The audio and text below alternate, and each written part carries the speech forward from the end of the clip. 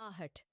हस्पताल में मरीज की रूह तारिफ। किसी भी हस्पताल में रात के वक्त जब सब लोग सो रहे होते हैं तो अंधेरी राहदारियों में कभी कभी ऐसी आहट सुनाई देती है जो दिल में खौफ की लहर दौड़ देती है।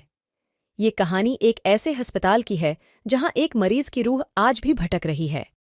पहला हिस्सा। डॉक्टर फराज की नई तैनाती। डॉक्टर फराज की नई तैनाती एक कदीम हस्पताल में हुई थी। ये हस्पताल अपने वक्त में जदीद तरीन था, मगर अब वक्त के साथ साथ इसकी दीवारों पर जंग आ चुका था। पहली रात ही डॉक्टर फराज ने कुछ अजीब महसूस किया। जब वो अपने कमरे में बैठा मरीजों की फाइलें देख रहा था तो उसे राहदारी से किसी के चलने की आवाज़ आई। उसने देखा कि एक सफ़ेदपोश औरत रास्ते में कहीं गायब हो गई। दूसरा हिस्सा। नर्स आयशा की कहानी। नर्स आयशा भी डॉक्टर फराज की तरह नई थी। उसने एक रात डॉक्टर फराज को बताया कि उसे अस्पताल की पुरानी फाइलों में एक अजीब बात मिली है। कई साल पहले यहाँ एक मरीज की मौत हुई थी जिसका नाम था अरीबा। अरीबा को एक नायाब बीमारी थी जिसका इलाज मुमकिन न था। अरीबा की मौत के बाद उसकी रूह को कई बार अस्पताल में भटकते हुए देखा गया।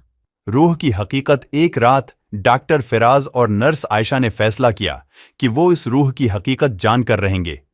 उन्होंने रात के वक्त अस्पताल की राहदारियों में चलने का मंसूबा बनाया।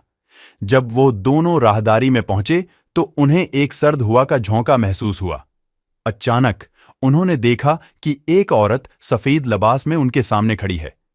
उसकी आंखें खौफ से भरपूर थीं और वो धीरे धीरे उनकी तरफ बढ़ रही थी। चौथा हिस्सा।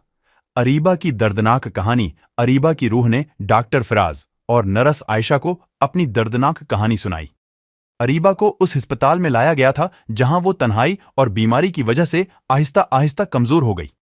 उसने अपने आखिरी लम्हात अकेले गुजारे और उसी वजह से उसकी रूह आज भी सुकून की तलाश में यहां भटक रही है। पांचवां हिस्सा। रूह की मदद। डॉक्टर फराज और नर्स आयशा ने फैसला किया कि वो अरीबा की रूह को सुकून दिलाएंगे। उन्होंने उसके लिए दुआ की और अस्पताल के कमरों में रोशनी का इंतजाम किया।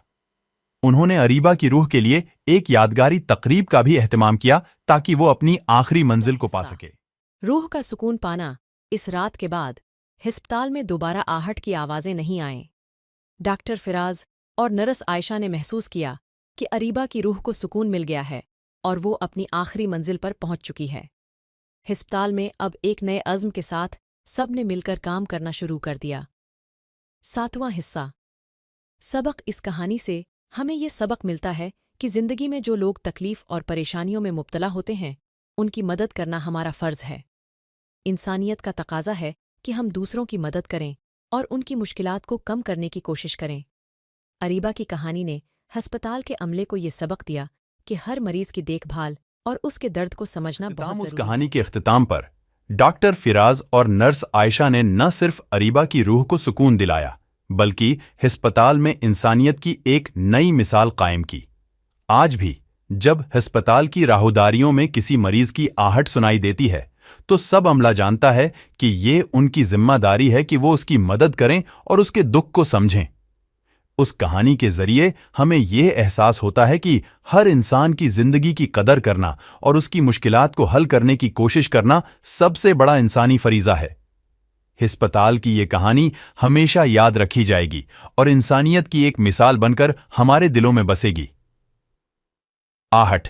मरीज की रूह की कहानी। ये कहानी एक ऐसा सबक देती है जो हर इंसान को जिंदगी में समझना चाहिए। हमें हर हाल में दूसरों की मदद करनी चाहिए और उनकी मुश्किलात को कम करने की कोशिश करनी चाहिए। यही इंसानियत की सबसे बड़ी खिदमत है।